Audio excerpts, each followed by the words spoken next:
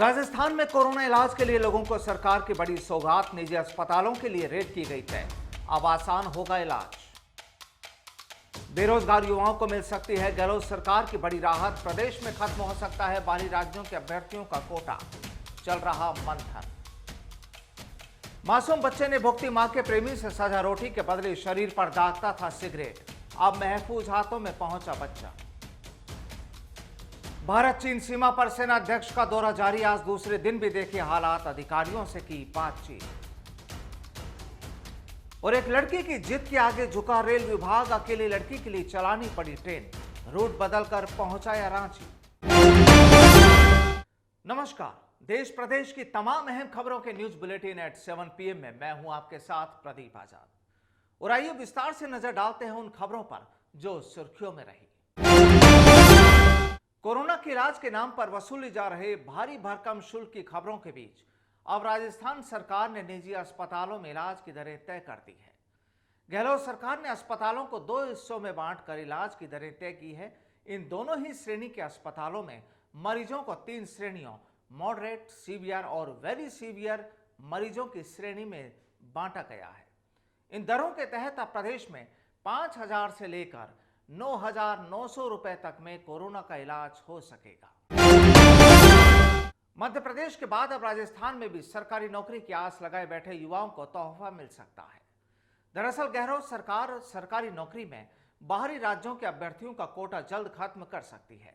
इसे लेकर सरकार जल्द ही मसौदा तैयार कर कैबिनेट के सामने रख सकती है। इसे लेकर सीएम ने कार्मिक, प्रशासनिक सुधार समेत अन्य विभागों को इस मसले में जांच करने के निर्देश दिए हैं। भारत चीन सीमा पर जारी तनाव के बीच सरहद पर देश की रक्षा के लिए झुंझुनू जिले के सूबेदार शमशेर अली खान गुरुवार को पेट्रोलिंग के दौरान आतंकियों से लोहा लेते हुए शहीद हो गए।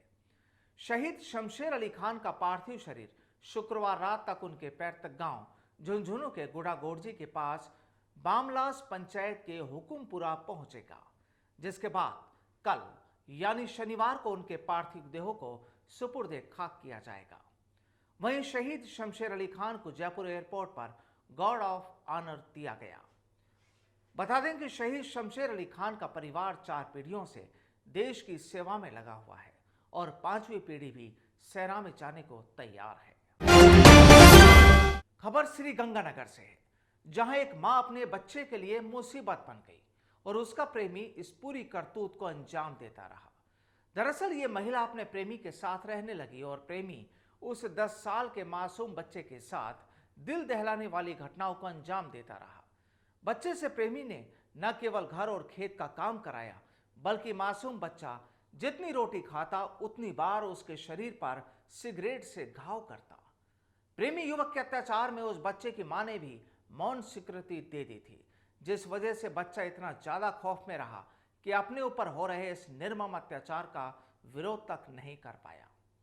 फिलहाल चाइल्ड हेल्पलाइन और बाल कल्याण समिति ने सूचना पर बच्चे को अपने संरक्षण में ले लिया है। राजस्थान में भूमाफियाओं की दबंगई लगातार बढ़ती जा रही है। कर्मचारियों पर भूमाफियाओं के हमले की घटना सामने आई है। शाहबाद वन क्षेत्र में गुरुवार देर रात माफियाओं ने अतिक्रमण करने से रोकने आए वनकर्मी पर ट्रैक्टर चढ़ाकर उन्हें जान से मारने की कोशिश की। वनकर्मी की हालत गंभीर बनी हुई है। उनका इलाज 12 जिला अस्पताल में चल रहा है।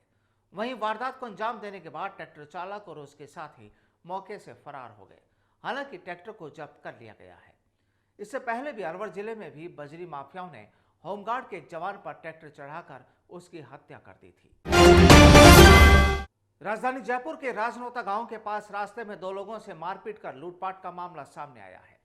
दरअसल बदमाशों ने पीड़ितों को अपने साथ गाड़ी में डालकर लूटपाट और मारपीट की, जिसके बाद रास्ते में पटककर उसे फरार हो गए। घटना की खबर मिलने पर प्रागपुरा थाना पुलिस की विशेष टीम का गठन किया गया। इसके बाद कॉल डिटेल के आधार पर ट्रेस कर 3 बदमाशों को गिरफ्तार किया गया। वहीं पुलिस की जांच में सामने आया है कि पीड़ित और उसके पड़ोसी के बीच किसी बात पर झगड़ा हो गया था। इसके चलते पड़ोसी ने ही अपने परिचित के साथ मिलकर पूरी साजिश तैयार की और घटना को अंजाम दिया। फिलहाल पुलिस मामले की तफ्तीश में जुटी है। और अब रुख करते हैं देश की दूसरी अहम खबरों पर। भारत चीन सीमा पर जारी तनाव के बीच सेना अध्यक्ष जनरल मनोज नरवणे लेह दौरे पर है। आज उनका दूसरा दिन रहा। उन्होंने कहा कि एलएसी पर तनाव बरकरार है, स्थिति बहुत ही नाजुक और गंभीर है। वहीं हमारे जवानों का मनोबल काफी ऊंचा है और वो हर तरह की परिस्थिति से निपटने के लिए तैयार है। इस दौरान उन्होंने कहा कि लेह पहुंचने के बाद मैंने अलग अलग जगहों का दौरा किया। मैंने अधिकारियों जेसीओ से बात की और तैयारियों का जायजा लिया। वे सभी चुनौतियों से निपटने के लिए तैयार है। भारत के साथ सीमा विवाद के बीच चीन पर चौतरफा हमला हो रहा है। अमेरिका की तरफ से दक्षिणी चीन सागर के मुद्दे पर बीजिंग को घेरा जा रहा है, तो भारत डिजिटल स्ट्राइक कर चीनी कंपनियों का देश से बोरिया बिस्तर समेटने में लगा हुआ है। वहीं इस बार हमला भारत के मित्र जापान की तरफ से हुआ है।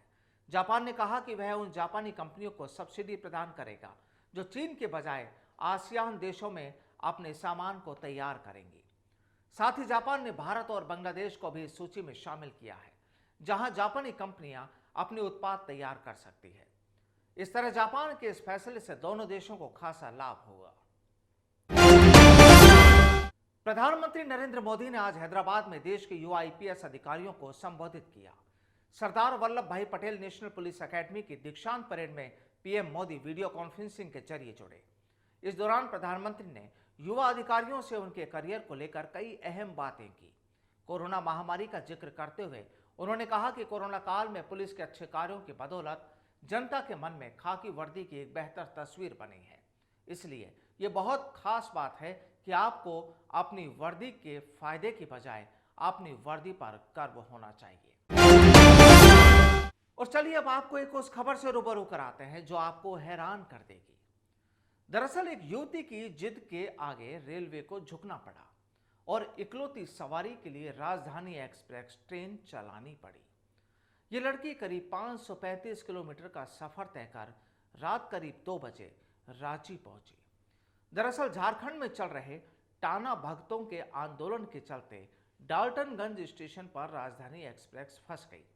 उसके बाद रेलवे ने सभी यात्रियों को बस से ले जाने की व्यवस्था की, लेकिन एक लड़की की जिद के आगे रेलवे अधिकारियों को झुकना पड़ा और ट्रेन का रूट बदलकर रांची के लिए ट्रेन रवाना करनी पड़ी। और आज के बुलेटिन में फिलहाल इतना ही। मुझे दीजिए इजाजत। नमस्कार।